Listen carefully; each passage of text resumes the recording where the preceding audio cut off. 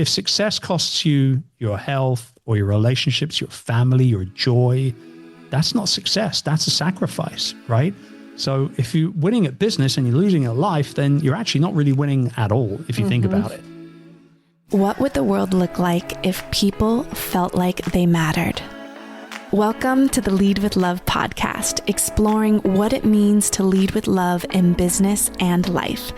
I'm your host, Jada Selner, and in this show, I'll share meaningful conversations to help you, the creative, the entrepreneur, the world changer, reach more people, go after your dreams, and serve your community with love. I appreciate you joining me. Now, let's get cozy and start today's episode. Today, I am so excited to welcome back a friend and fellow entrepreneur who has been leading and serving in this space for many, many years, Chris Ducker. In our conversation today, we'll talk about what it means to be a long-haul leader, how to stay resilient when the journey feels tough, and the habits and strategies that allow us to work smarter while also living better, including how you can take a whole month sabbatical off in your business, not just every few years, but once a year. Chris shares how he does that. And Chris and I go way back. We first met at the One Day Business Breakthrough in San Diego with Pat Flynn. Then in 2016, I had the joy of speaking at Tropical Think Tank in Cebu, which Chris hosted.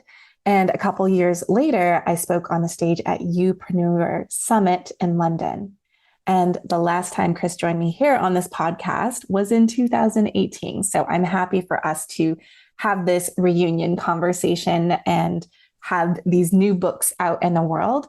And I was also a guest on Chris's Youpreneur podcast when my book, She Builds, The Anti-Hustle Guide to Grow Your Business and Nourish Your Life came out.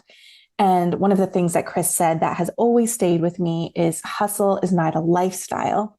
It's a season, and we go much more deeper into it in this conversation. And so that wisdom just feels so connected to what I share in She Builds and what we'll be talking about today in this episode.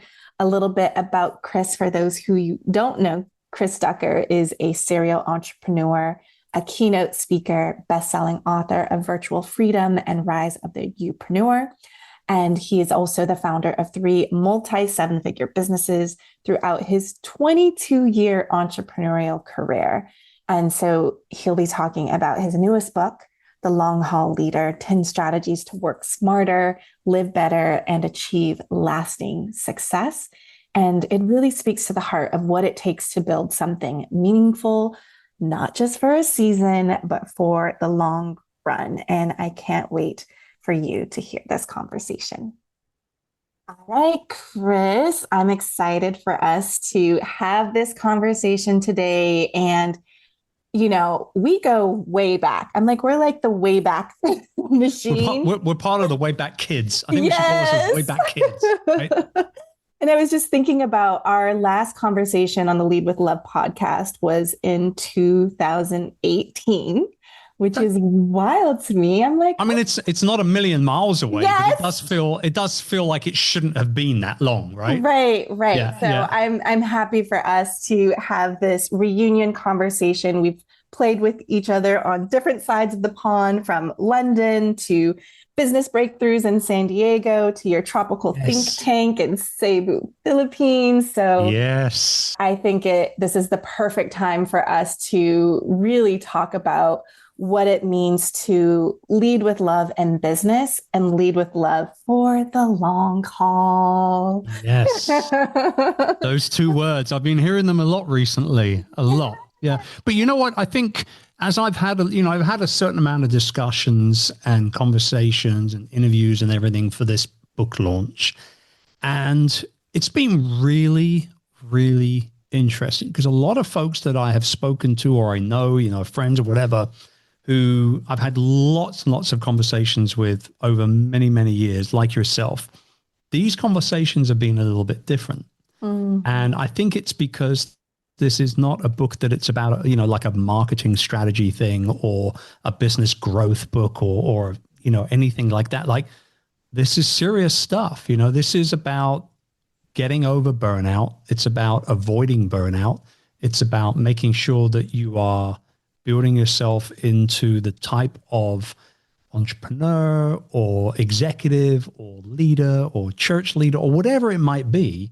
It's about building yourself into the most sustainable version of you as possible so that you can go the distance in both the business and in the life. And so we've been having some really quite intimate, deep discussions. Like I had our buddy Pat Flynn, he was tearing up when we were doing an interview for his podcast because we were talking about our children and our legacies and all this kind of stuff. So I'm excited to dive in and just try and serve your community, which I know is based around love and support and relationships and all that stuff. So this is going to be fun. Yeah. So let's talk about that for a moment. I always like to talk about, especially through the years and the multiple decades for you. You must have started your online business when you were like 10.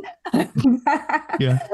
But what does leading with love mean to you right now in this season of business? And how are you putting that into practice as a long haul leader? Leading with love for me now is very different compared to what that would have been like 15, 20 years ago, right? Like you clearly pointed out. My version of love as a leader was money, good old money about 20 years ago. And probably I would even say actually right up to maybe 10 years ago, that was the defining factor for me in terms of what a quote unquote success looked like. And, I've been blessed. I mean, don't get me wrong. I made my own luck. I don't believe in luck in business particularly because I think you bring your own luck to your door, right? Good or bad. And I've been quite successful. Like I've made a certain amount of money and I've lived comfortably and I will continue to do so.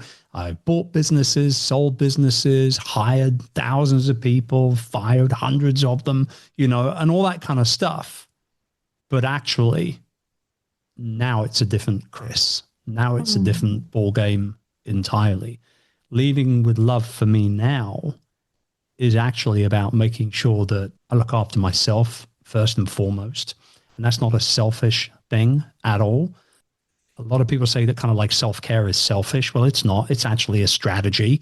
It's the best strategy for success in life, period, is if you look after yourself first and foremost, then you're going to be better equipped to be able to look after the people that you love and care about and surround yourself with. And so the goal is not really to hustle harder, right? The goal is to last longer. The goal is to, avoid building a business that ultimately breaks you. And I think that's where I've seen so many entrepreneurs go wrong over particularly the last 15 years of being really active on the speaker circuit and writing books and meeting people and coaching and all that kind of stuff. Like we've been led down this weird avenue of societary brainwashing that says that burnout is a badge of honor. And it's not. It's a really, really big, loud, bright red warning sign that you're doing it all wrong. And so now I'm on a bit of a mission. I'm kind of leading the charge against that entrepreneurial burnout.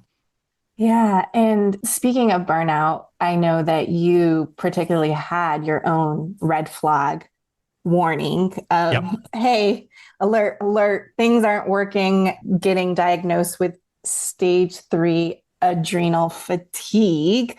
Yep. How did you even know to go get diagnosed? And also, what would we say is adrenal fatigue, right? Like it's so off. That's not something that we talk about often, but what were the symptoms, physical, emotional? What were you experiencing that was saying like, oh, I got to go get checked. Something's not right here. It wasn't specifically the adrenal issue that took me to the doctor. It was just sort of like you say, kind of like the symptoms of that and other stuff as well. So what had happened was every August, we always take an entire month off as a family. Annual sabbatical. Obviously, the kids are off school. We have slightly different schooling, like dates between the US and the UK.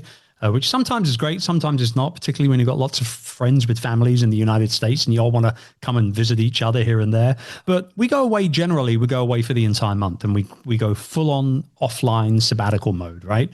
And I remember 2021 going off for that sabbatical, we rented a beautiful farmhouse in Suffolk in the English countryside, which was gorgeous. And we got to feed the chickens in the morning and do the fire pit in the evening and all that kind of stuff.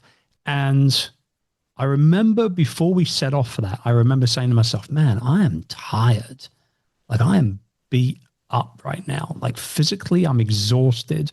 Mentally, like brain fog was kicking in. You know, by 11 o'clock in the morning, I was just no use to anyone. I couldn't even recall stuff that I talked about, 2-3 days before, let alone 2 or 3 months. And the weirdest thing was that the business was crushing it. Like 2021 was one of our best years ever. We're an education business. And so we took a lot of stuff that we did that would constrain us from a geographical standpoint because we were doing a lot of in-person stuff. And we took all of that and we pivoted online like somebody else did, through the pandemic, right? And it just opened up a worldwide audience to us that we'd never really truly served before. Although my personal brand had always been worldwide, our business education company very much European-based here in the UK and beyond. And so we crushed in 2021. Like it was a killer year. But I went away to that sabbatical thinking, man, I really need it this time. And the real warning signs started hitting when I got back. So we had a great sabbatical, lots of fun family memories were created. We got back, first day back to work at the beginning of September, walked into this office, switched on my iMac, sat there staring at the screen for 10 minutes, turned off the iMac, went out of the office and didn't go back in for another 3 weeks. And I remember sitting down that afternoon with my wife, crying my eyes out, telling her that I couldn't figure out what was wrong, but I was tired. I was uninterested in projects that we had going on and all the rest of it. And she said, I think you need to go see the doctor. Sounds to me like there might be something going on and you need to figure out what it was. So I did. A couple of days later, went to see the doctor and she sat me down and she asked me, how have you been handling the pandemic? Because, you're the kind of guy that travels quite a bit, like you speak quite a bit. We have a really good relationship with our family doctor. And I said, honestly, doc, and I'd never thought about it like this, but when I said the words, I'll never forget these words. When I said these words, it hit me like a ton of bricks right around the back of my head. And I said to her, I feel like the pandemic has taken everything away from me that makes me me. And she was like, that's pretty deep. Like, that's pretty heavy. We need to dive into that a little bit more. And so she referred me to a therapist that I went and had a few sessions with to kind of claw it all out. At the same time, we drew a whole bunch of blood. We did a whole bunch of other tests. And one of those tests was a cortisol test. I'd never even heard of cortisol test before. I knew that cortisol was our stress hormone. So I figured that my cortisol levels were probably going to be a bit beaten up. But when the results came back, I was astounded. My adrenal glands, which are these two little glands that sit just on top and behind of your kidneys, what they do is they create cortisol for you. And so your cortisol is supposed to be really, really high in the morning. And slowly but surely throughout the course of the day, it drops down to virtually zero. And that's when your body starts creating melatonin, which is your sleep hormone. I didn't know any of this chemistry stuff. Like I was not a chemistry nerd at school or anything like that at all. So I had no idea what was going on with any of this. So I started doing more reading. At the same time, my results come back and I'm in phase 3 adrenal fatigue or adrenal failure, which is about as worst as you could probably get. And on the scale of phase 3, I was right at the tail end of it, which basically meant that my adrenal glands, my cortisol level was flatlined. So I wasn't creating any cortisol. So you can see why I was so tired and why I was so uninterested and why I wasn't being able to handle stress or anything like that. That was an absolute, like when you hear people say, oh, that was a wake up call. Like this was like somebody was banging cymbals up against the side of my head. Like it was a massive wake up call. And I never thought that the follow-on discussion that I would have with my doctor would happen either. And that was that I was diagnosed with acute anxiety and depression.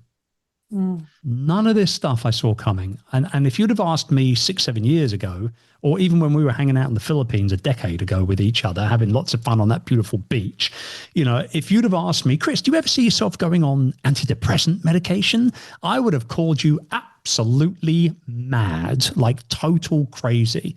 But here I was on antidepressants for 1.5 years, told nobody except my wife, nobody at all, because I'm a man and we're stupid like that. We get all prideful and all that kind of stuff, right? And struggled with it on my own. But through some really deep work with my therapist and through some incredible support from naturopathic doctors and our local community, and I started to get involved with like kids charities and wildlife charities and all this kind of stuff. And I really kind of came out of my shell. And now I'm happier than I ever have been in my life. And everything is fantastic. But what an incredible journey it's been. And that's why I had to put it in the book. That's why I had to write a book about it, because I started talking to other people as well, by the way. And a lot of them were feeling the same way. They were just undiagnosed as well. Yeah. And I hear this part that you're sharing of that kind of suffering in silence, which really can happen because you feel like I'm the only one. What was kind of going on in your head? Was there any judgment around getting to this place for you? Was there any concern even around the business where it's like, hey, you were gone for a month and now you're like, and I'm not working for 3 weeks. How's the team navigating that shift and your capacity to show up and serve? Well, I'm really lucky because, and this is where I do call luck. I'm lucky because I get to work with my beautiful daughter, Chloe, every single day. She's our COO at Youpreneur. And she came right out of college, worked for the business right out the gate, and slowly but surely has kind of built up her career and grown up in the ranks with us, which is phenomenal. And so even though I didn't tell her, she kind of knew something was up because I'm a dad and we've got a very close relationship. And so that first 4 weeks, the sabbatical, it was just kind of business as usual. Like Chris takes this off every year. He's done it 7, 8 years in a row. Like this is normal. And then when I got back and I had like a team meeting due to happen like 2 hours into my first day back and I canceled it, everyone was like, whoa, what's going on here? And it was like, oh, hang on. Now he's canceling like everything, like team meetings, interviews, like the whole thing. What's happening? And that's when I sort of had to just have a bit of a heart-to-heart to her and just say, look, and I did keep it to myself, but I remember saying to her very clearly that, I'm tired. I'm mentally exhausted. I need more time off. And you're just going to have to continue to steer the ship. Simple as that. And she was awesome, and I remember showing up for one call, which was a group coaching call for our community. About 2 weeks into that extra 3 weeks, I kind of had to show up for it. And I got through the call and she said to me afterwards, like, that was one of the best coaching calls you've done in ages. Like, are you sure you're not ready to come back yet? And I'm like, no, I'm not ready to come back yet. So you put on this front, right? And you kind of go through the motions and you drop the value and you answer the questions and all the rest of it. And then I went back to my shell. And my shell through that time was my biggest win I've ever experienced in my life, other than meeting my wife and having my kids. And that was, I rediscovered my love for nature, because I started going on daily walks into forests and nature reserves around us here in England. We're based in Cambridgeshire. So we've got all these beautiful old woods and forests and all the rest of it. And I fell head over heels back in love with nature and wildlife. I was a big fan of wildlife when I was a little boy, when even through into my teens. Like I was the kid, I was 9. I brought a hedgehog home. Who walks into the kitchen with their mum with a hedgehog? Hey, mum, check this out, kind of thing, right? And so that was the big win for me, was I discovered nature and wildlife, and that enabled me to kind of like de-stress and kind of get back to real again, and kind of what really matters and all that kind of stuff. So yeah, I think for me though, I've always been a really outgoing guy and like super proactive and positive and all the rest of it. I was beating myself up a little bit, Jada, truth be told, but like that wasn't the problem. I think the bigger problem for me was kind of just like accepting the fact that I was dealing with mental health issues. Like I heard, it was such a big thing at the time with the pandemic and everything. And you heard about all these other reports and stories of, going all the way from like people not being able to get out of bed to people, taking their own lives. And I was like, I can't be depressed. Like I don't get anxious. I'm not a nervous, anxious kind of guy, but I was, I was. And there were some really big, important lessons that I picked up along the journey towards kind of recovering from it all. Yeah. Well, there's that. It's a burnout recovery. And I love, one of my favorite questions to ask myself or anyone is, what did you love doing when you were 9 years old? So for you to say, My God, there you go. Me being in nature, kidnapping hedgehogs, Yes. or rescuing. In my mind, I was rescuing them. What I really was doing was kidnapping the poor thing. But yeah, he lived in our kitchen for Harry, because that's how imaginative I was. Harry the Hedgehog, on naming him. He lived in our kitchen in a cardboard box for 2 days, and then eventually escaped somehow and got through a solid door back into our garden. So I'm pretty sure my dad took him out and let him escape early one morning before I woke up from school. But there you go. So I'm curious if I hear the practice of nature and walking. So it sounds like that's something that stayed with you. Big part of it. Yep. Are there any other practices, habits, rituals that take care of your cortisol and your stress levels and the anxiety and depression, all these pieces? What are the things because sometimes when we're in recovery, right, there's an intensity of like, I'll do anything and everything in the protocol. And so I'm curious which pieces stayed with you that are sustaining you now that you are back in your business and have written a whole book. And so it's like your motivation has come back. Your will to show up and serve again is here, and to lead your team and have your daughter working with you. So I'm just curious, what are some of those practices that have stayed with you for the long haul? Yeah. I mean, like, honestly, pretty much everything that I did to recover is still with me, and it ain't going nowhere either. The only thing that has changed is the medication, because I took myself off it after about a year of being on them. So we're coming to maybe like mid 2022. I remember having kind of like a 6-month checkup with the doc about it. And I said to, like, I really don't want to be on this medicine for any longer than I really need to be. I appreciate that it is kind of like, from a chemistry perspective, kind of like helping me feel a bit better and everything. But I know deep down, like, I'm not stupid. Like, I know deep down they're taking care of the symptoms, but they're not treating the real cause of it all. And I think I've got to come off them in order for that to happen. And she said, well, actually, I want to try and do it at the same time, not like, one after the other. And so nature was a big part of it. The right type of exercise was a big part of it. I've never had any desire to do any big weightlifting or become the next, Sly Stallone or anything like that. But I was lifting weights, and I was doing quite kind of hardcore interval training type, exercise and things like that. And that's really bad. Like, if you're suffering from adrenal problems, that's a really, really bad type of exercise to do. Anything that's super intense, high intensity has to go. And so I went to yoga. And as you know, my wife Urs is a yoga instructor. So I went to yoga 3 times a week and was finally able to touch my toes without bending my knees for the first time since I was about 19, I think. So that was great. But I went to yoga and I completely dialed out every bit of gluten in my diet. That helped with the brain fog and just energy levels in general. I completely eradicated caffeine from my diet as well. Caffeine is good for your brain and as a stimulant and all that kind of stuff. But it's also, if you're having adrenal issues, really bad for your adrenal and cortisol production. So that had to go as well. Completely eradicated alcohol. And as you know, I used to love my bourbon. So that was a tough one for me. I'm with you, Chris. George and I did a year of no drinking in 2020, right before the pandemic started, and I've stayed on it. I'm at 5.5 years. No, it's wild. It's a fun experiment to lean into not leveraging that as the social lubricant or escape. And it was like, I found myself as well, before I was diagnosed with everything, I found myself reaching for a bourbon. It was kind of like, it was my kind of switch off device at the end of the day. And then I was like, why am I having problems sleeping? Which leads me on to my sleep cycles and things like that. I used to be a little bit of a night hawk.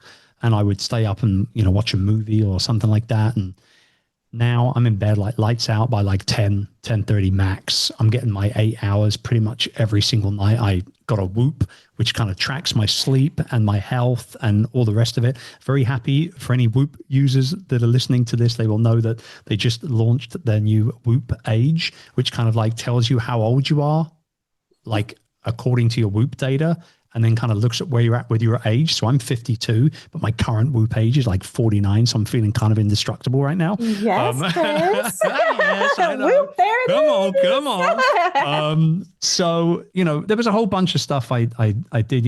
I started red light therapy 3 times a week. Loved it so much. Ended up spending $3,000 on full body red light therapy panel for our gym here in the house. Cold plunges, saunas, a big supplement protocol and all the rest of it. And I'm pretty much still on it. Like I'm having blood drawn every 3 months. I'll have someone come to my home and then we kind of tweak supplements based on where I'm at chemistry wise. And then I work with my PT a couple of times a week, work out on my own a couple of times a week, make sure I drink plenty of water and sleep well. And that's kind of the protocol. That is the how to beat adrenal fatigue and come back strong kind of thing. Yeah. Oh, I love it. And I feel like we are so aligned. I believe that self-care is a business strategy. It's sustaining you and your body and your vitality and your mental focus. And one of the things when I was actually on the Youpreneur podcast that I love that you said was hustle is not a lifestyle. It's a season. And I'm curious, like, what's your relationship to hustle as a season, the push, really trying to move slower, make different decisions. I'm just curious, like, what is your relationship with it now that you've kind of gone through writing your book? And yeah. I mean, so I should preface this answer by saying that I don't think hustle is a bad thing. I want to make that really, really clear. In my kind of old school traditional mindset, that's just called working hard. The kids call it hustle, right? Just good old fashioned work ethic, right? But hustle's not a bad thing.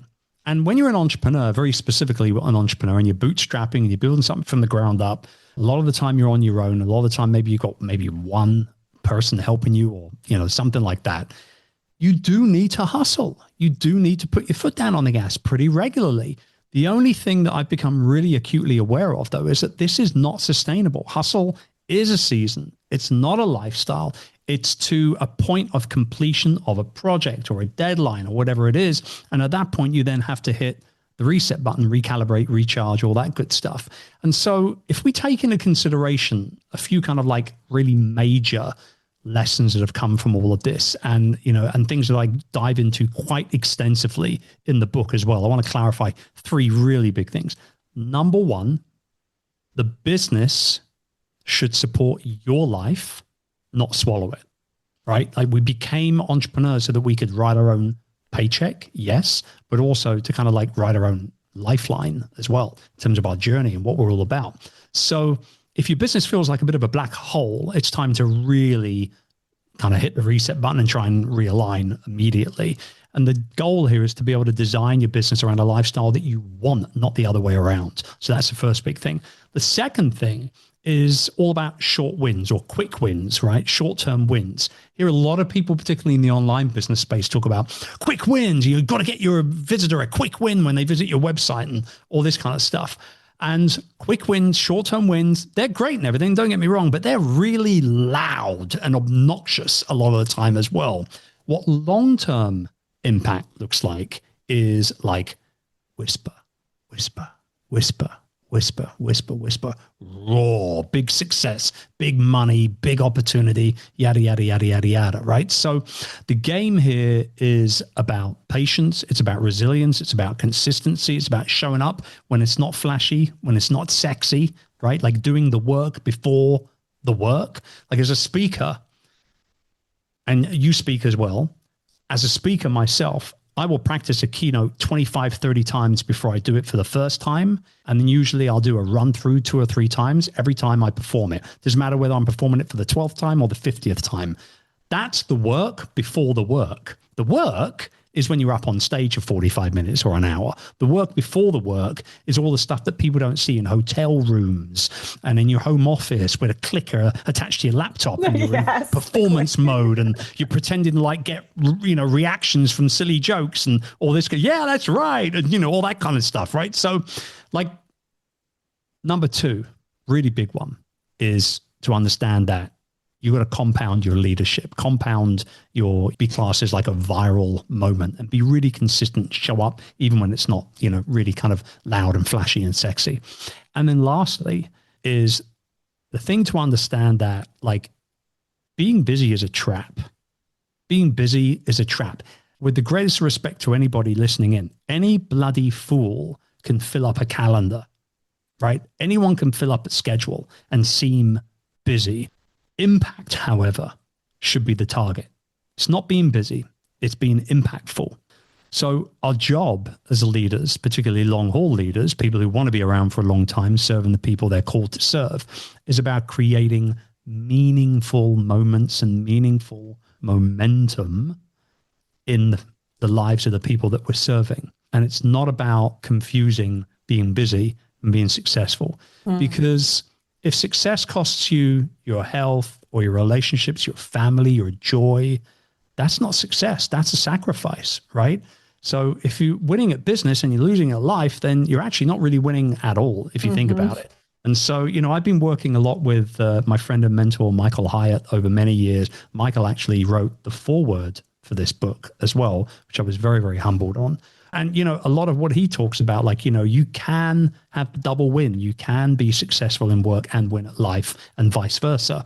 And there's no reason why you shouldn't want to chase down, a completely holistic, successful view of life. It doesn't have to be one or the other. The work-life balance pendulum is complete myth, doesn't exist, particularly when you're an entrepreneur. And I'm just a really big believer that you can have it all. You've just got to make sure that you do what you need to do to last the marathon, not try and sprint through it, Yeah. Yeah. I'm always like, give yourself permission to be a slow cooker. We don't always have to be that instant pot. Speaking of the book, because this is your 3rd book, right? We have The Rise of the Youpreneur and Virtual Freedom. And with your learned wisdom, burnout recovery, what has surprised you about writing this book? And also maybe what has been challenging? I think I was quite surprised when I started how quickly it flowed out of me. I think a lot of people assume just because you got a couple of books under your belt already that you were just some prolific writer and you can sit down and punch out, 5,000 words a day and get the book done in a couple of weeks or something. Does not work like that at all, particularly if you want to write a really, really, really great book. So I was a little surprised at the speed that the chapters flowed out of me, frankly. And in terms of like being challenged by things, I think it was the research side of things. So I did more research for this book than I had my other 2 books combined, and maybe times 2, right? And I think the reason why is because, we do talk a lot about burnout in the book. We talk a lot about, health and relationships and, all these other bits and pieces that ultimately made up what we called our life OS or life operating system in the book. And I wanted to make sure I got it right. Like I didn't want to just like pull statistics out of the air because I might have heard them on YouTube at some point. It was like I did a lot of very, very deep research for this. And in doing so, actually, I think I've written a much, much better, stronger, more powerful book, quite frankly, as well. And it was while putting like the early stages of the book together that something quite out of left field hit me. So the Longhaul Leader Life OS that we talk about is a 4-part framework, and it's personal mastery, it's impactful work, and it's love and relationships. And that's what it was. And I had it on my whiteboard, and it was kind of like a triangle. But there was one more part that I had not discovered until I started writing the book and talking to people and researching things about what makes a long haul leader, what makes a leader strong enough to stay around for decades and decades and decades and decades, right? And it came out of left field, but I'm so glad it did because it creates such fun opportunity to tell stories in the book. And that was hobbies and pastimes. I did not expect to include this section at all, but now it's right there as part of the 4-part framework. It was only going to be 3. It was so good, I ended up adding it in. And I was amazed at all the cool hobbies, all these cool people that I know do and are involved with and never talked about. So I was like, okay, I need to get all this stuff out of them. And I mean, I discovered, like, okay, Pat Flynn, probably one of my closest friends in the world. We've known each other for 15, 16 years. He's the godfather of my daughter. His kids are amazing. I've seen them both grow up, from babies, quite literally. And I had no idea Pat was a really, really avid fisherman. He used to just and I think he had mentioned it on occasion here and there, but I had no idea he was intensely committed to fishing, right? And once I got that out of him, I was like, oh my God, I need to know all the things, to get him all the things out of him, right? Another buddy of mine, Mike, very, very successful person within the online world. And he is a complete freak when it comes to Lego. He buys these massive Lego sets and then I was like, oh, well, now I can tell the story about David Beckham being a Lego fan. So I can use that as a case study. And, he's a Longhaul Leader, right? And all this kind of stuff. And so it just kind of flowed. And and then I started talking about my own hobbies, bonsai, wildlife photography, watercolor painting, this other sort of stuff. And some of the conversations I've had with people as part of kind of putting the book together, the hobbies conversations were some of the most passionate, most intimate parts of those conversations. So I got to add it in. I've got to add it in. And so I added it into the book, and I can't wait to hear what people think about it. Yeah. Oh, I love that. I'm like, oh yeah, you can see these little ways that we play and get to savor life. For me, I do this thing called Move and Soothe, where sometimes I just go to the gym and I am just soothing, where it's I'm going to do the hot tub and the cold plunge and the sauna and the steam room. And it is something that it's just I will go to the gym just to do that, just to soothe. And sometimes I move and sometimes I don't, but it's that soothing part is such just. I'm sure everybody, Jada, at this point in this chat, I know everyone is sitting here thinking, okay, what's the ratio? Because I'm thinking, what's the ratio? What is the ratio between you going to the gym, moving and soothing? Because we need to know this now. I'm going to call it, knowing you the way I do. I think the ratio is probably about 70-30 in the direction of soothe. Would I be close to that? For sure. I used to just rent, I would go to a place where you could just rent hot tubs by the hour. That's right. To me, get me in a body of warm water and let me float and all of my great ideas. It's also a mindful practice for me. Sometimes I see people in the gym and they've got headphones on or and I'm just complete silence. I'm just with myself and soothing. And yes, that's my thing. There you go. 70% soother. You heard it here first. So within your book, what would you say, because there's kind of the 10 strategies that you talk about of being a long haul leader. What would you say is the one that you would encourage people to embrace first, or the one that you feel most excited about that you feel would make that shift for people to start to? That's a really good question, because obviously I feel every chapter is amazing, right? But I think there's can I be cheeky and reply with 2? Yes, I'll give you 2. Okay. All right. So I think the first one is probably chapter 5, which is called Upgrade Your Batteries.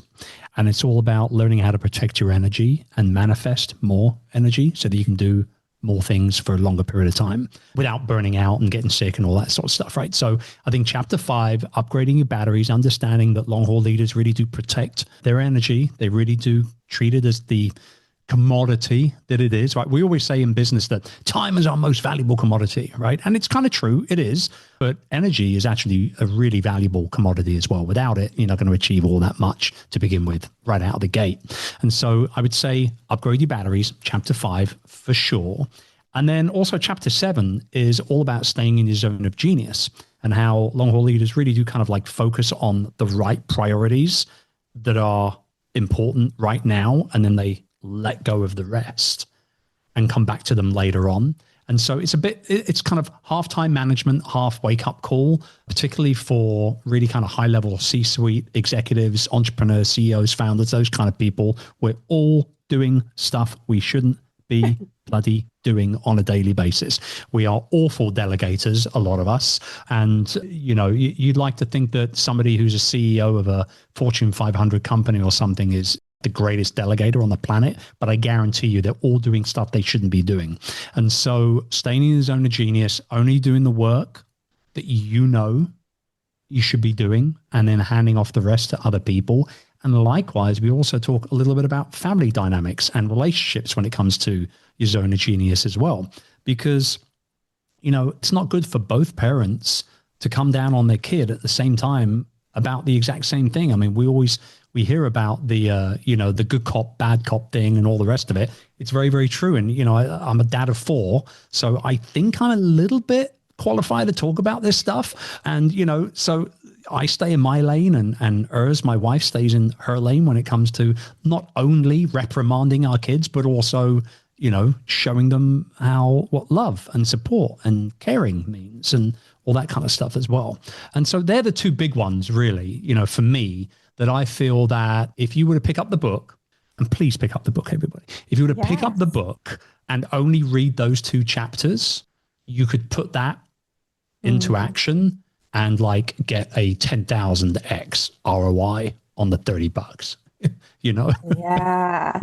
And I'm going to put it in the show notes, but for those who are like, yes, I want the book. If you go to longhauleader.com, you can get the book and all the great bonuses. Chris, I feel like you always do such a great job of adding so much value for people to have those wins and be able to make those shifts and kind of unlock that next level of growth.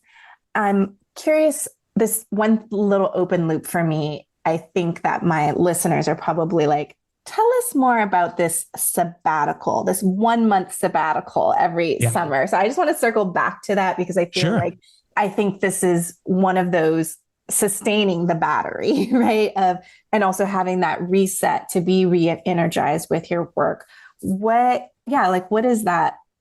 How do you put that into practice to make that really work for you, your team, and your family?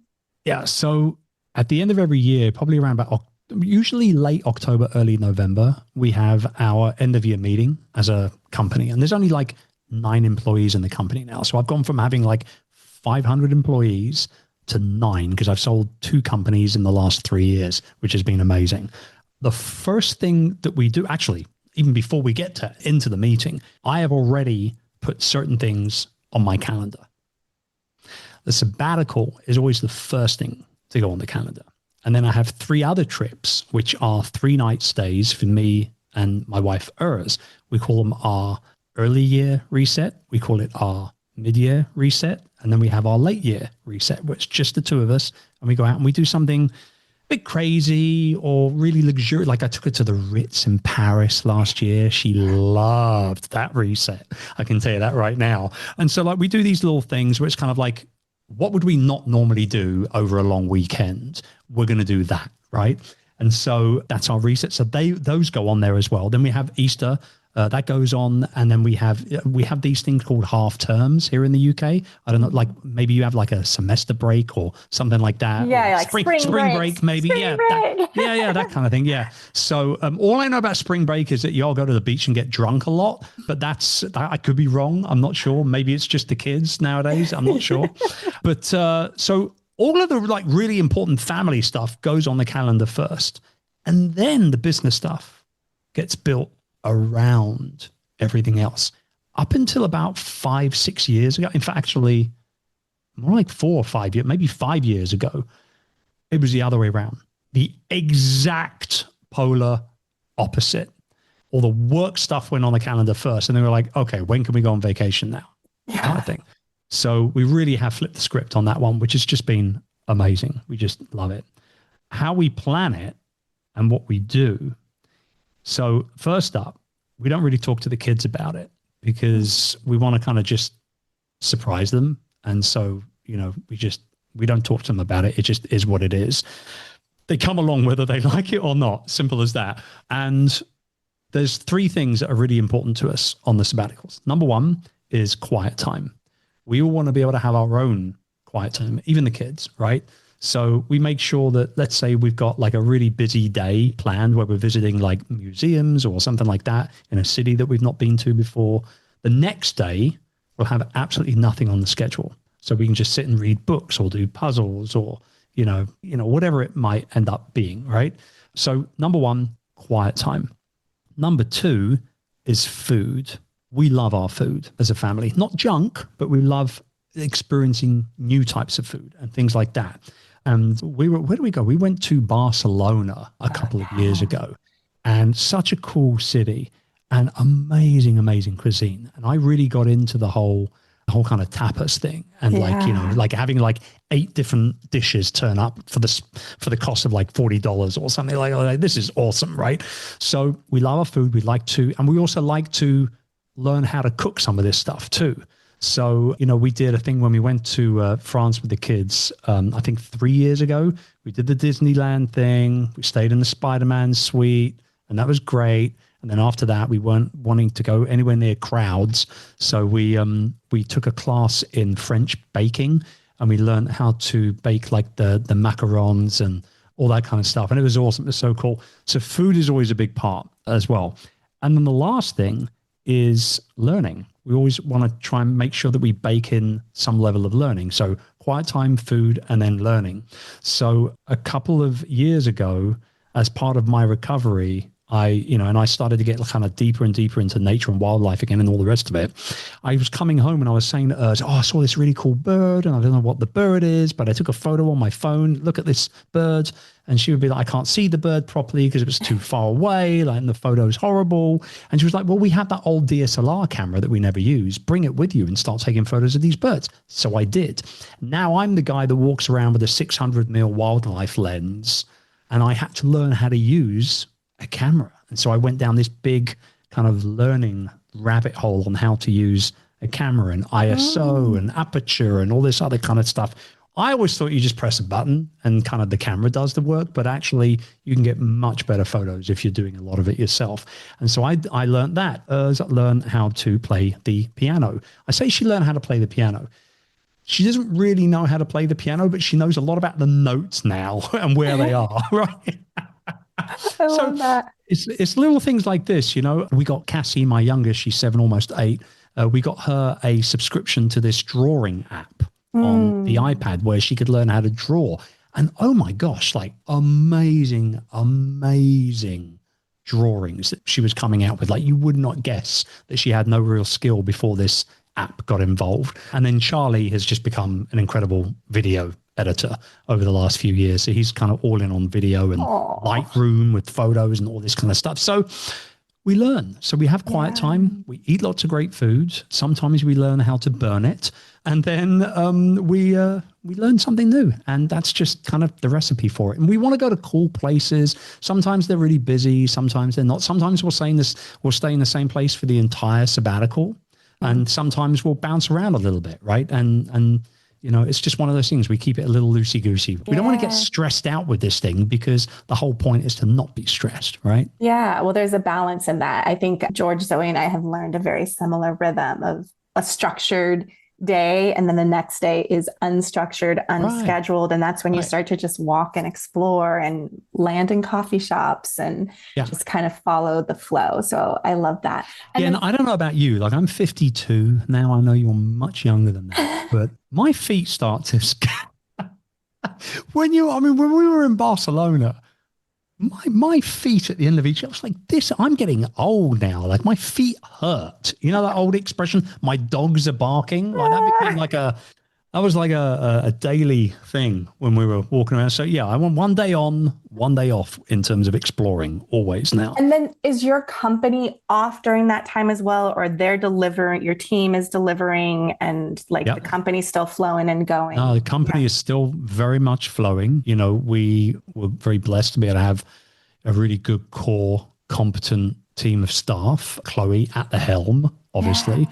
She doesn't have time off in August because I'm having time off. So she'll usually go on vacation in July, and then normally her favorite season is autumn, so she likes to go out in autumn and all that kind of stuff. Yeah. So, it just works. The lights don't get turned off. It might not be quite as busy in terms of deliverables and things like that, but we still carry on making money. We still carry on serving our clients. We still carry on putting out content and all that kind of stuff. So, yeah. Oh, love it. You said at the top, as we kind of start to wrap up this conversation, of leading with love, originally in business was about money. And obviously, you need money to have a thriving business. You sure do. But how do you define success for yourself as a long haul leader in this season of business and life? Like before, I don't know about you, but like before, if I would spend time away from the business, particularly if I was like having really good fun doing something, I'd almost feel a little guilty about taking the time off. Do you ever feel like that? Oh, absolutely. Before? Yeah. It's like when you're working, you're thinking about, I should be spending time with my family. And then when you're with your family, you're thinking about your to-do list. And so that guilt and that tension. And then so you're never fully present and fully engaged in either. And so you're not happy. Exactly. And so I have got to this point now in my career, in my journey as an entrepreneur, where I allow myself to feel either a lot less guilty or not guilty at all about the time that I spend away from my business and the responsibilities of that, because I've become very acutely aware, viscerally aware, that I matter. I'm important. I'm the engine, I'm the spark, I'm the difference maker, I'm the game changer, but I need maintenance. I need to go in for the tune-up on a regular basis. If I want to lead at my best, I know that I can't run on fumes. And sustainable success for me now is not just about how hard I go or what season of hustle I might be in, but more importantly about how I last, how long I last, and the work that I do and the impact that I bring to the people that I serve. So I've become really viscerally aware of that stuff, and I'm totally okay bringing that on board, talking about it and championing it, because I believe it's the way forward. Yeah, that's beautiful. Chris, you do matter. I love that. And is there anything that you would like to say or any words of encouragement as we wrap it up and say goodbye? No, I mean, I just think, I think that the big message here, the big kind of overarching message that I want people to take away from the book and this mission now that I'm on to kind of eradicate entrepreneurial kind of burnout and whatnot, is that there is a different way of living and working and leading. And the issue is that it's not sexy. And so you don't hear about it as much as you probably should. And it's not okay to burn the candle at both ends. That's a really, really bad idea.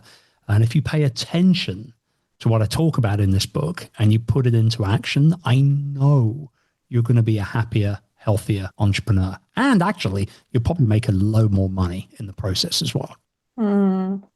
This is so good. Chris, thank you. Thank you. And for those who are listening and want the tips and the strategies, and Chris, you've been seasoned entrepreneur, then head over to longhauleader.com to get access to this book and all the bonus goodies. Or you can get it everywhere else as well. Yes. Right? Yeah. So I just want to make that clear, like bookstore. Amazon and Barnes and all those other places. But if you, regardless of where you buy it, if you go to longhauleader.com and send us a copy of your receipt, we'll get you all those bonuses.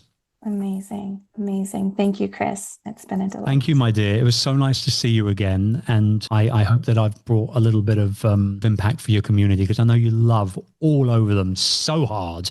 I'll do my best to try and do likewise as well if anybody reaches out to me. Awesome. Awesome. Thank you so much for your heart and attention and listening to Lead with Love.